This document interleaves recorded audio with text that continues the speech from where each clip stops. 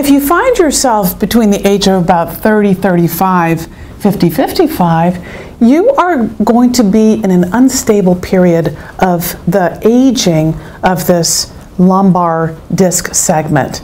And remember, the lumbar disc segment is bone to bone with the disc and everything in between. So what happens here is you have to listen very, very carefully to what you're experiencing.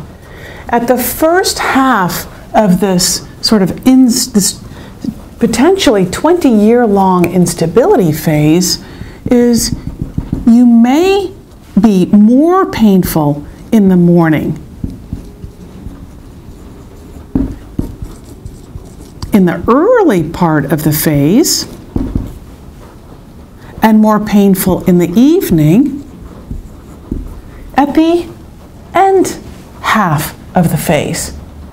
You may find that your pain is more consistent,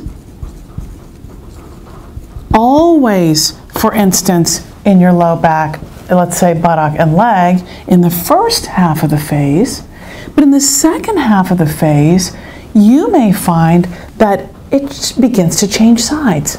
And some days it's felt in the front of the leg, and some days in the back of the leg, sometimes on the right side, sometimes on the left side. So it can begin to change. And towards the end of this phase, it very often is even just more leg related. So this is a phase where you're going to want to try to keep your lumbar spine in a relatively neutral position. In this phase, avoiding what we call end range positions is very important. Here we want to encourage staying mobile. So move, move, move is good, but flexible here is actually going to lead to an ongoing unstable phase of this disc and this disc segment. So in more clear language, avoid stretching.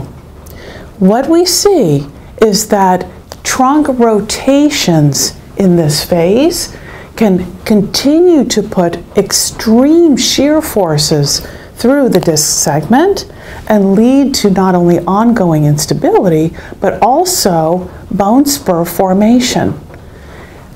Back bending, that was so perfect for the injury phase, is no longer going to be as beneficial in this instability phase because it is again putting large shear forces through the lumbar segment. This segment needs to go into an accelerated aging process to locally stiffen up so that it is no longer painful. So, first thing to consider in this stage is stop stretching.